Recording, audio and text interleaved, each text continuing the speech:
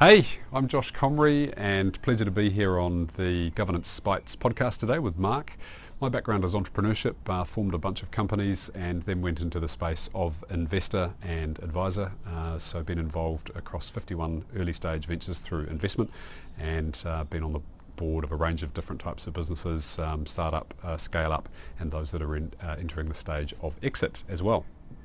And as somebody who is doing a lot of exit advisory, you're a great person to speak to about succession planning for business owners. Yeah, it's a fascinating subject to me. Okay.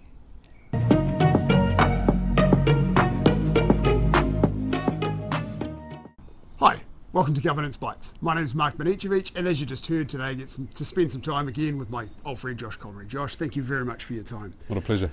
Now, you've been a serial entrepreneur and now a recovering entrepreneur, and having done this a number of times and exited from a number of businesses, and with your podcast about 2 commas of helping businesses understand how to exit with more than $1 million in the selling price, you're a great person to talk to about succession planning for business owners. So let's start with, what are the key factors you consider when you're planning ownership succession, particularly in sort of family-owned or closely held companies? Yeah. So there's probably a category all of itself, which is the family category. And so there's some dynamics which are quite unique in that space, such as there could well be an expectation to bring one of the children, one of the grandchildren into the business structure when they may not necessarily have the skills that are present. And so if that is the case, then my expectation, my suggestion would be really aware of what it is that you are endeavouring to have the person bring skill-wise, what the company needs age and stage-wise, and then make sure there's really good support around that person, and the things that they're not that great at doing, they're able to have supplemented by others across the team. So for example, if you're bringing them into a CEO role, for example, there's different forms and different stages of CEO, as we all know. Not all CEOs are made equal, and not all CEOs can do the same job in a company at the same or different stage. And so just being really clear about what it is that the business needs, and then kind of going, well, that person perhaps may not be that strong on, customer development, awareness of the sales and marketing side. So just have a great CRO that can support that person, someone who's a great head of marketing, so they're aware of what's going on. That may be supplemented across the board as well as the executive team. And if they're in an executive role as well as being in a board role, just ensure there's that delineation of those responsibilities so that the lines don't get blurred between what my operation inside the business is, what my function as an operational employee is, versus what my involvement at the executive may be. So that's the family business. If you're in the situation of a privately held or even a publicly listed company, in an ideal world, you're able to do the Tim Cook, Steve Jobs situation. So Steve was brought back into Apple in 1998 to conduct the reinvention after the disaster that was the predecessor, the Pepsi CEO, can't recall his name, John someone or other, and the company had been driven into all sorts of spaces that it shouldn't be. So Steve was the messiah that was brought back, and he very wisely brought Tim Cook in 1999. So there was about a year apart. He didn't know at that stage that he was going to develop cancer and ultimately pass in 2011. But Tim was a bit of a whiz kid around solving a whole bunch of different problems that they had inside the business. And so both Steve and Tim worked super closely together to get themselves across the different things that needed to be done for the business. And so the execution was there, the awareness of what the big picture was there, and the driving towards the same result. So they could kind of really fill in the gaps as they needed. And then when the handover was done officially, it was kind of a seamless thing from one to the other, and the vision was continued on. Have you noted since 2011 there haven't really been too many new products from Apple. They just continue to refine them exceptionally well. So the visionary's gone, but the company hasn't suffered markedly. Succession's been done incredibly well. Its market cap certainly hasn't been hurt too much, has it? 12x compared to Microsoft's 14x over that same time frame.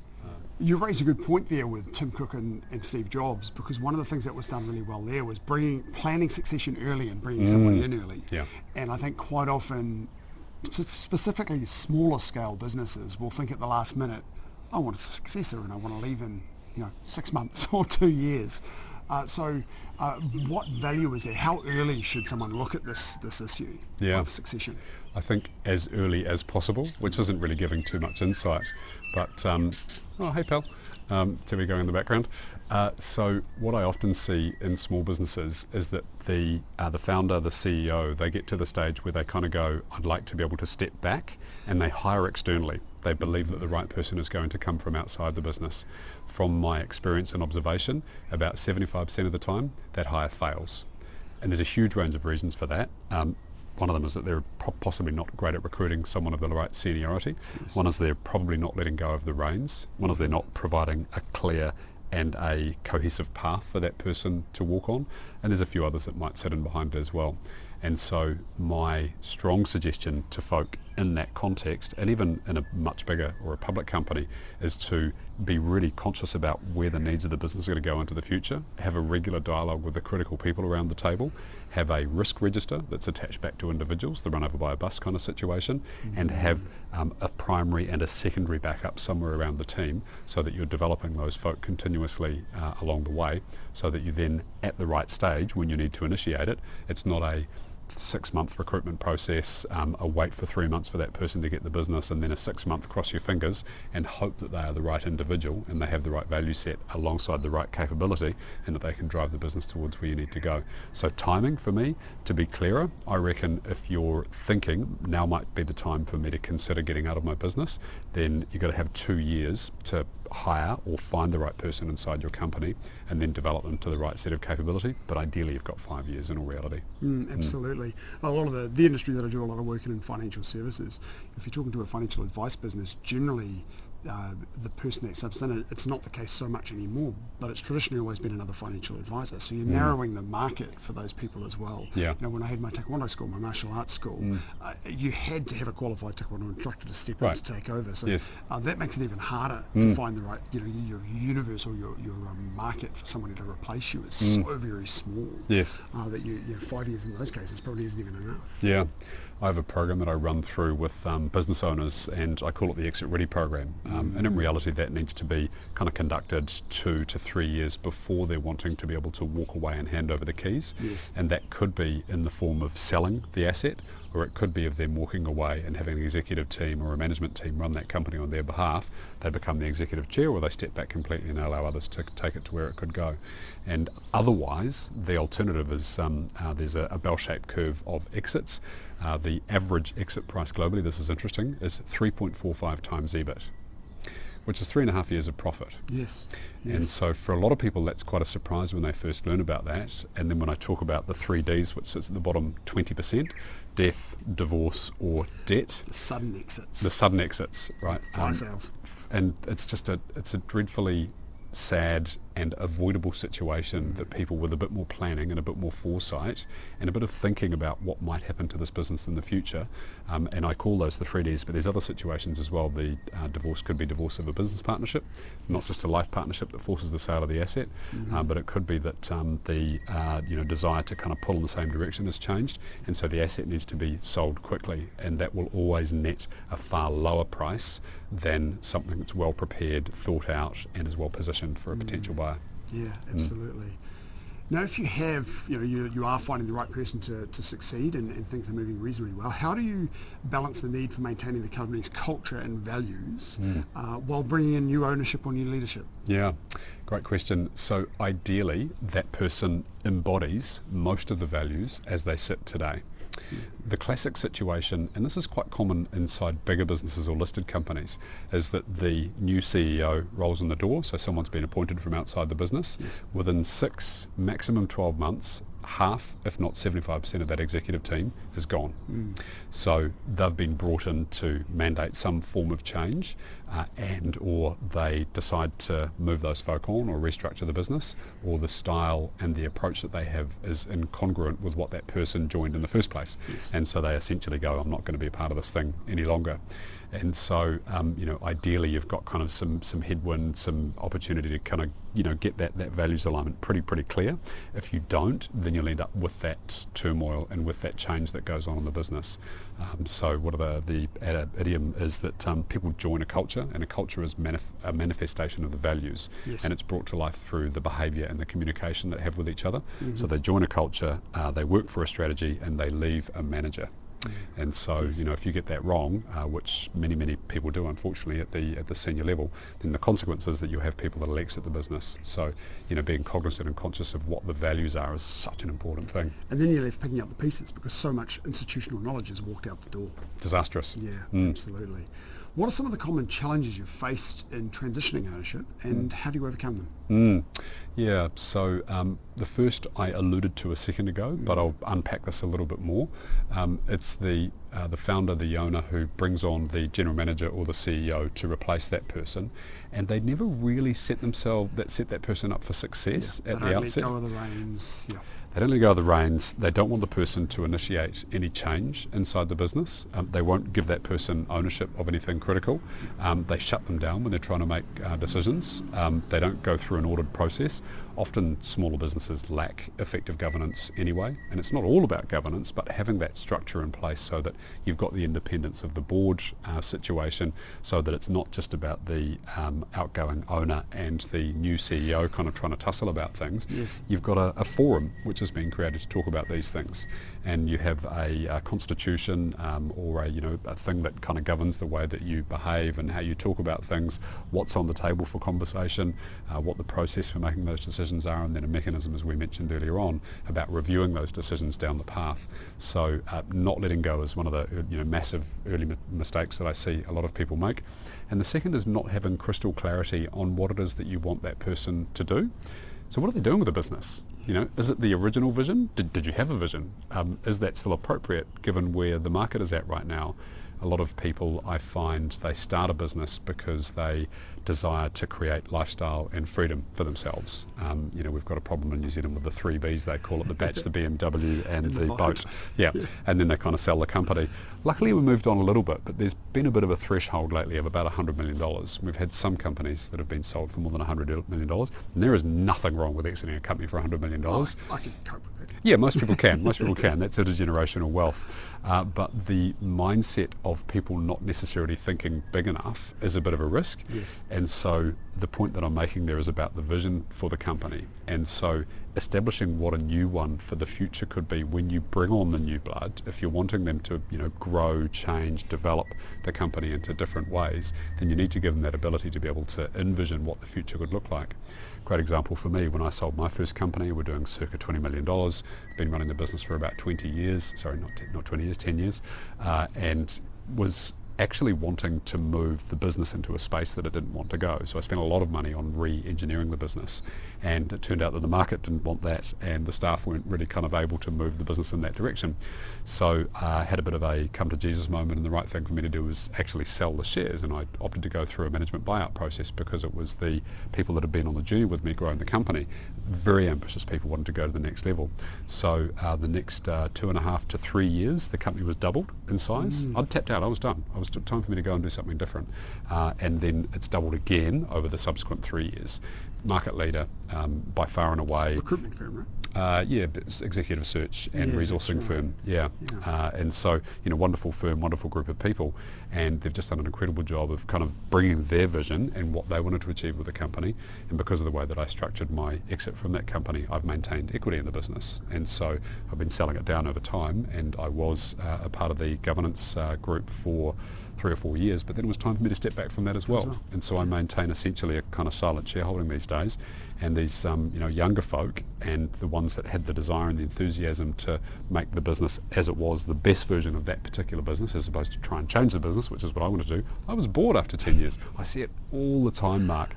Founders that are meddling with their business in ways that it shouldn't be done because they want to go and do something different, but the needs of the business and the other stakeholders, because a business is made up of a bunch of stakeholders, they're not being met appropriately because they're not being considered in the right way. So the founder goes, we should go and do this, and it's not right for the business. It's interesting that both of the examples that you gave there feel like if you have a good governance board in place, a couple of independents, that could help you really solve a couple of those issues. If the 100%. The existing owner isn't letting go, well, if they're stepping back to a board, the CEO needs to be given the reins to do day-to-day. The independents will be saying, well, let's stay out of that conversation, that's management. So for both of those, governance can be a good solution. Totally agree. Yeah, great, okay. What role do current owners play in selecting their successors? And how do you ensure some sort of smooth handover? Yeah. So ideally, you have a situation where there's kind of, committee's a bad word, but you get a group of people that are going to be responsible for working alongside or have the position that they'll be doing something with that new person that comes into the business. Presumably they'll have the mantle of CEO or managing director, and so that there's people that can kind of contribute their views, and you've got a decision-making process that you can go through, which is quite clearly defined and documented. So you list the requirements, the skills that person needs to have, talk about the values which are important to them, and then give them a weighting criteria, because different things will carry different weightings. Yes. An awareness of revenue operations, for example, might be 30% of a job, and an awareness of how to run a finance function might be 5%. So don't treat them all as being equal. Give them all a score out of 10, but then weight them accordingly along the way. What was the second part of the question? So effective process is the first part. Second part? How do you ensure that smooth handover? Yeah, so clarity of objectives, making sure you're communicating regularly with the individual and that you're being clear with them about how their performance is going. So giving them objectives that they can work to, and then pushing them to encourage overachievement of those things. I always try and see what people are capable of. Yes. My personal mantra with new staff is to push them really hard during the first 4 to 8 weeks. I want to see what they're capable of, because this will be, are they able to fit the brief as it stands, and we agree upon what the objectives are, but are they capable of much more? Yes. And that's the way that you find out. It's embedded in my core belief that we're actually here physically, and this is a little bit woo-woo, Mark, apologies, but we're physically here on this planet to see what we can achieve in a positive sense. Yeah, I like that. And we are such an infinitesimal part of this little planet. Tiny. That, yes, you want to try and achieve something before you go. Right? Something positive. Yeah, absolutely. How much, in your experience, does a successor have the skills and ability to effectively, incumbent, the owner, have the skills and ability to choose a good successor, and how much do they really need a little bit of guidance and help from somebody, maybe a recruiter, maybe somebody that has an external viewpoint? Yeah, so I think it's such a critical decision and so easy to get wrong. Yes. Because even if a person might be an effective recruiter of talent into the company, they probably haven't had to bring that level or profile of person into the business before, and so they possibly treat them in the way that they might do an individual contributor, which is quite different. So having people that can have a contribution to that process, having people that can offer some insight and some experience into what they're trying to achieve is just invaluable. Yes, absolutely. I can understand that. What role does the board of directors play in succession? It depends. In an ideal world, they will be responsible for putting together the criteria of the individual and making sure that they're capturing what it is, that the skills that person will need to bring along, and that there will be some form of oversight that they have across the probably CEO and probably head of talent if the company has that sort of person in there, and so that they're kind of checking and balancing the things that are going on along the way, and that the CEO or the head of talent is not kind of hiring someone that's perhaps just a little bit out of kilter but they like. Because a classic thing in recruitment, of course, is that people hire someone like them or someone that they like, and then the company can't grow beyond that point. We call it the Peter principle.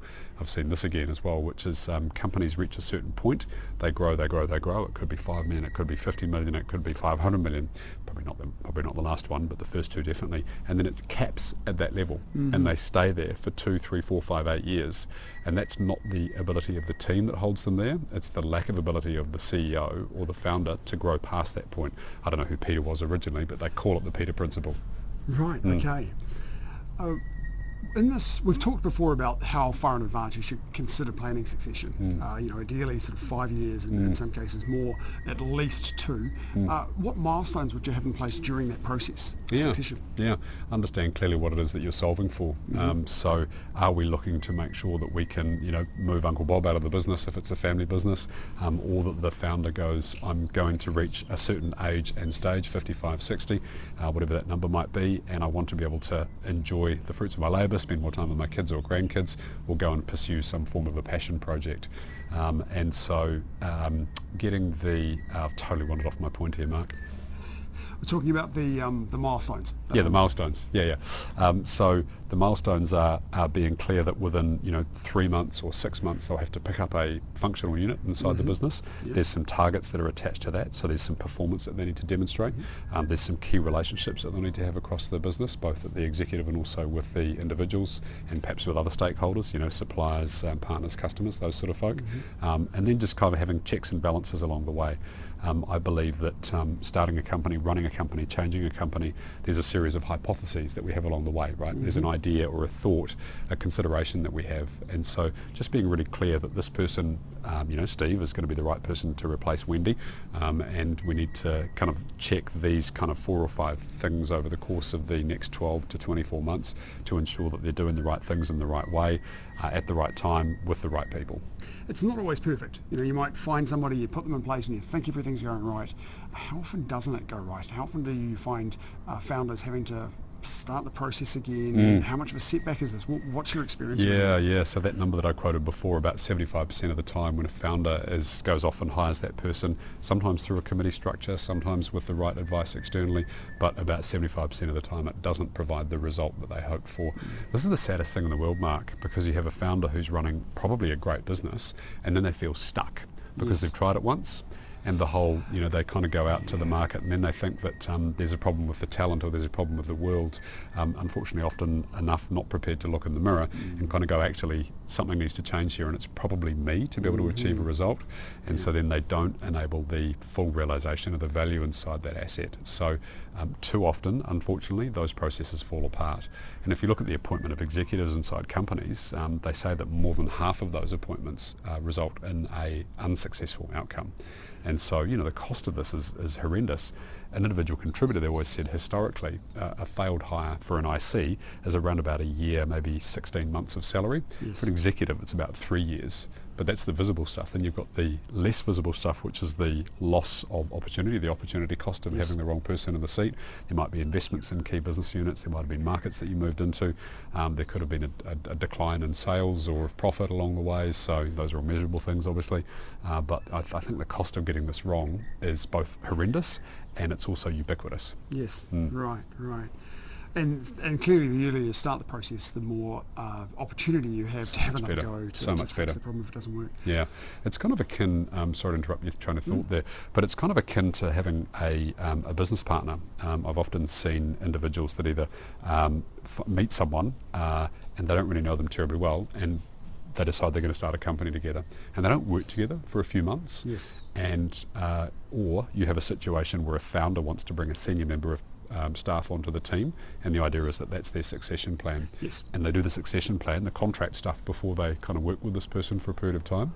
So I think that there's a lot to be said for having the doing the dance for a prolonged period of time, 3 to 6 months. Yes. And then really try and either manufacture or get yourself into the situation where you've got some really, really decent tension happening and maybe some conflict, because duress is the thing that brings out people's worst characteristics. Yes. Everyone can behave super well when things are going great. Absolutely. But when things go badly and they descend into a nasty place, that's when you've kind of, you bring out the negative traits of people. Yeah, right. That's a really good point. How do you manage the risk of talent gaps or leadership voids, particularly during succession gaps? How do you... Back to that risk analysis and risk planning thing. So having a really clear risk register, having the things stated that you're going to be looking for, and then working those things quite clearly. Nice, short, succinct. Great answer. Yeah. Final question for you. Yeah. What advice would you give to other entrepreneurs who are just beginning to think about succession planning? Yeah, start now. So if you're just beginning to think about it, then get a vision clear on your own mind as to what your kind of plans for the future are, because you're the key linchpin around this thing, the founder or the owner is. And so is it 2 years you want to be down to part-time, 5 years you want to be out full-time, and then get clarity on what life looks like for you after that point as well. This is also important because founders can end up as the CMO, not marketing officer, chief meddling officer. So they haven't given themselves a good job to do. Go and get a passion project, go and coach your kids' little league baseball team, whatever the thing might be, but don't stick around the business and meddle in that thing, because you've got to hand the reins over to the person once you've given them that responsibility. Absolutely. Give them the authority to make the decisions and don't undermine them in that decision making. Exactly. Yeah. Josh, thanks very much for your time. Really appreciate it. Pleasure, It's Mark. been great to catch up as always. Nice. See you next episode. Cheers. Thank you for watching this episode of Governance Bites.